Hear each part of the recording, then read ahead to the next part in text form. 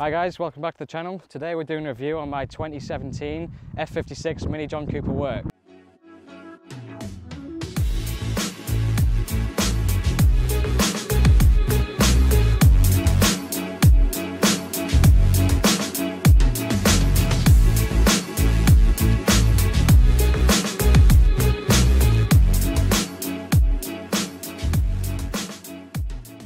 We're going to be doing some drive around, some outside shots, just going over the things I like and things I don't like about the car. And yeah, I'll let you know what I think overall at the end. Okay, so one of the things I really like about the car is the styling. First of all, we've got a really aggressive front splitter, bumper, whatever you want to call it, on the front. We've got obviously the main radiator, and then over on this side, you can see the intercooler for the turbo. And then through here we've also got some ducting for the brakes to help with cooling, so it channels the air down both sides straight onto the brake discs. We do have a hood scoop. Unfortunately it's blocked off, which is one thing I don't like about the car. It's a bit of a shame they didn't sort of feed that into the airbox, or to be honest I'd rather it wasn't there if it was blanked off. So another thing I really like about the car is the 4-piston Brembo brakes. They are John Cooper Works badged, but they are actually a Brembo unit. They're a really powerful unit, really powerful brakes. Honestly, can't fault them. For road driving, you never see any fade, anything like that. They just do the job perfectly well. So a bit like the front of the car, the rear end is also quite aggressive. We've got the John Cooper Works rear bumper here. I don't have the Pro exhaust on this car, but that's not to say the standard exhaust is bad. It's a very nice exhaust. It sounds really good. Get some really nice pops when it's got some heat in it, which we'll show you in a bit. Another thing we've got is a spoiler on the rear of the car. Obviously it's probably not got a huge amount of functionality with it being front wheel drive, but it looks quite cool. It definitely finished off the rear end of the car. And yeah, it's quite a nice thing to have on the John Cooper Works models.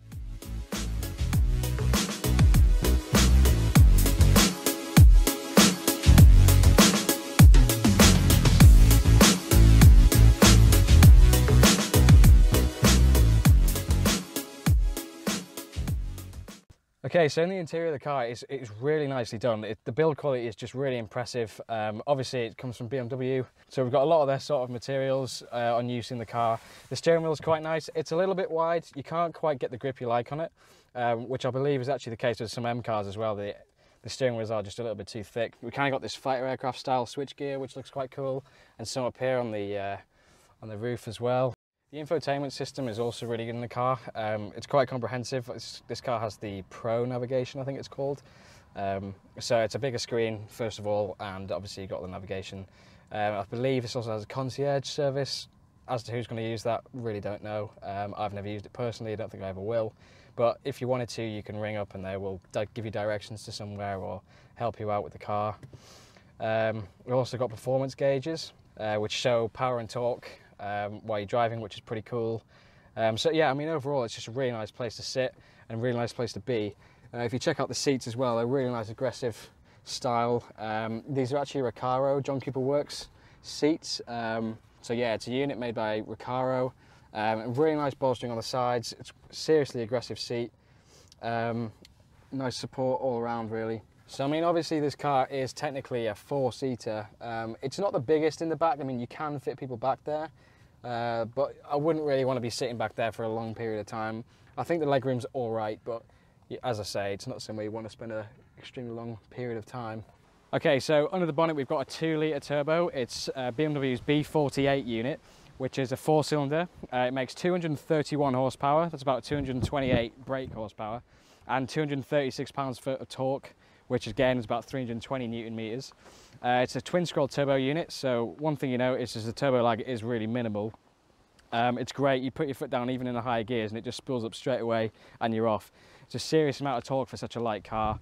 The car sort of weighs in the region of 1,300 kilos, obviously depending on how much fluid you've got in it and fuel and passengers and luggage and whatever, but ballpark figure is about 1,300 kilos, so it's still a fairly light car, even though it has gained some weight over the previous generations. And obviously this engine does sound really good as well through that exhaust, which we'll show you right now.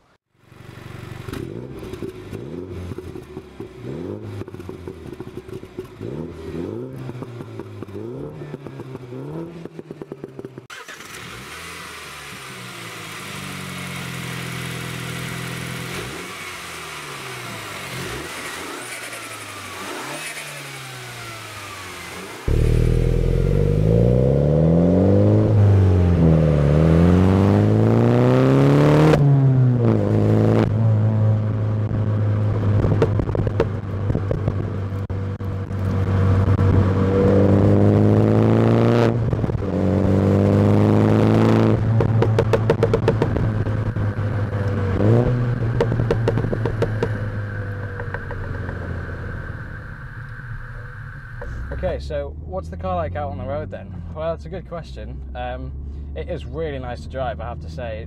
I might be a bit biased myself, but I think the driving dynamics of this car are something really that has developed over the generations of the BMW Minis. It's a really quite direct car to drive, especially when you're driving on the edge a bit. The gearbox is great. The steering, it's not got the most feel in the world. This is one thing that people have talked about. Obviously, now we're using these electric steering racks. It's just not quite the same as the hydraulic ones that we used to have. So yeah, I mean, especially in sport, the steering can feel quite numb and often just a bit odd. But aside from that, it's very direct. You know, you can place the car exactly where you want it on the road, and you do get some feedback. It's not loads. One of the things I should probably mention is this car does have like basically a system that counteracts torque steer. So when you're flat on the floor, it does actually do quite a good job at keeping the steering wheel completely straight. So I think, in my opinion, that's partially the reason why the steering on this is so sort of vague at times. But you know, as I say, it's a direct enough unit. The other thing, obviously, the engine, it's just got a lot of torque. I mean, third gear out of there, and it's, you know, it's just properly on it. Peak torque comes in from around 1500 RPM all the way up to, I believe, the high 4000s, which is quite impressive. So obviously that's 236 pounds-foot of torque all the way through that range. Peak power comes on quite high. I think that's roughly 5,500. But as I say, with that turbo being twin scroll, it just spools up straight away and you're off essentially. So third gear now on the floor, and there it is. Just picks up brilliantly. You can hear the exhaust going a bit. This car is really at home on the B roads. It's quite a nice motorway cruiser, I have to say. It gets quite good fuel economy. I drive this car every day. It's quite mixed driving, bit of town driving, bit of dual carriageway, and quite a lot of traffic. And it still brings back low 30s. I can sometimes get 34 mpg over the whole week, which I think is quite good, especially for the power the car's got, and sort of being a 2-litre turbo. It's not the smallest engine there is.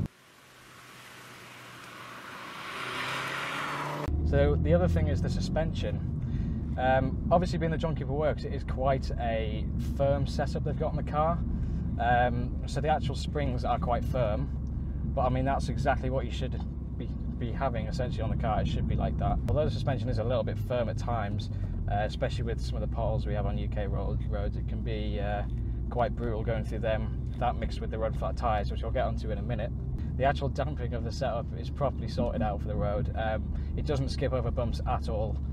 Even if you do hit a pothole, it tends to sort itself out very quickly afterwards. You don't notice any sort of wheel movement or anything like that. It just sort of flows right through it, albeit with a bit of a bang with the hard suspension. So the brakes on this car, like I said earlier, are Brembo 4-pot units, and they are properly good. The car does stop really well, as I'll demonstrate. Okay, so obviously I mentioned earlier, this thing does have run flat tyres. It's a real shame. Performance car, personally, I don't think they should put run flat tyres on them by default. The tyres that have are Pirelli, I think it's Cinterio P7, something like that. It's not the best tyre in the world. It does the job, but obviously with it being a run flat, it's got a very stiff sidewall, meaning you can obviously run it when there's no air in the tyre for a short period of time anyway. So that definitely affects the ride. Like I said before, the suspension's quite firm, so that mixed with a run flat tyre, that is also quite firm on the sidewall. Does mean it's quite rough at times. Like I said, with potholes it can be quite brutal, and in the UK we have a ridiculous amount of potholes. The roads are just horrendous really. So I've heard people changing the tyres to likes of Michelin Pilot Sport 4S's and I think Pilot Super Sports as well. I think with a different wheel you can get Cup 2s, and from what I've heard, that's meant to completely transform the car. I think the ride is meant to be sort of multiple times better, as well as just being a bit of a softer compound, so it's a bit stickier, I think, especially when you get some heat in it, because that is the issue with the run flats. When it's cold, they're quite hard and they tend to just slide across the surface. More so in the wet, you can get quite horrendous understeer quite quickly. So moving on from the steering, the handling of the car is really quite impressive. Obviously, I was saying earlier, these cars have gained quite a bit of weight over the years. This is around about 1,300 kilos now. So yeah, it's not a massively light car, not as light as they used to obviously be, but it does handle its weight very well. The suspension setup's ideal, and the handling is great. Once you get some heat into the tyres, and you know, when the weather's a little bit better, it does really handle well. There's sort of 3 stages to the traction control. You've got fully on, which is quite intrusive. Then you've got dynamic, which allows a bit more wheel slip and a bit more movement of the whole car. And obviously you can turn it fully off, which is quite nice from time to time. You do sort of get not so much a back end slide, but it does just allow that little bit of extra movement at the back, which is quite nice, because it's not that it doesn't really move about much and it's not much fun in normal mode. It's just it's quite dialed back. Obviously with all the computers and stuff working in the background. So I mean, if you chuck this thing into a corner, it does really fling you around. The car does actually have torque vectoring by braking. So what it does is it brakes the independent wheel and basically transfers the torque across the axle to try and pull you out the corner more efficiently, and also kind of helps limit wheel spin. It's basically to act as a substitute for a limited slip differential, which unfortunately these cars don't have. It's probably not the most necessary thing in the world, especially with the power they're actually running stock. You don't tend to get too much sort of spool up and wheel spin out of corners. I think mainly down to that little bit of turbo lag. When you initially hit the throttle, it's not kind of spooling up as quick as it might do in other cars. So yeah, limited slip differential, maybe if you were remapping the car, would be quite good, but in its stock form you don't really need it. So the stock system does work really well. If you put your foot down out of some of the tighter corners, it really does pull you out quite well, like the inherent sort of front wheel drive characteristics should. So as I said before, this car is very much at home on the back roads. You can really chuck it about, and it's, you know, you're not doing stupid speeds. You can sort of really feel what the car's doing as well at times, which is really nice. Obviously you've got that exhaust. So around town it's also pretty easy to drive. You know, you can stick it in a high gear and just literally sit at 30, no problem. It really does make quite light work of just the general commuting around town, and the fuel economy is not too bad either, which is nice.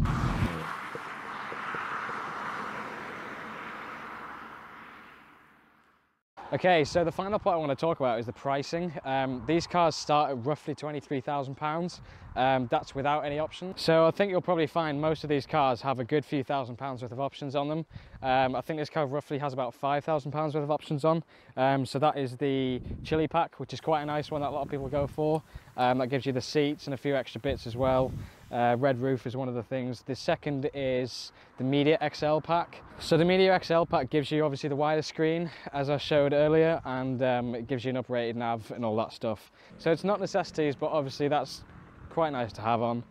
So one thing this car doesn't have is the John Cooper Works Pro exhaust, which is quite loud if you have that. It's about £2,000 I think to option. So essentially what that gives you is a little Bluetooth remote control which opens a valve in the back box I believe, and that makes the exhaust significantly louder. It does sound really good. Technically only track use only, so it would be quite nice to have in some respects, but it's quite nice to have the quiet stand exhaust as well. Okay then, so to bring it all together, I do think this car is a great car. I mean, as one whole package, it's a great value for money. Like I said, 231 horsepower, 236 pound-foot of torque. It's only 1,300 kilos. It feels quite quick to drive. It certainly is quite quick. It does well on fuel. It handles quite nicely, albeit it's quite a big and heavy car these days compared to the original generations, that is, and the classics. So yeah, overall, really great car. I would definitely recommend going to buy one if you're in the market for a little 3-door hatch. Really is a great car. Okay guys, that's it for this video. I just want to say thanks for watching. This is the first review we've done, so it's all a bit experimental at the moment, but we want to do some more. We'll try and get hold of some more cars and see what we can put together. So yeah, thanks for watching. We'll see you in the next one.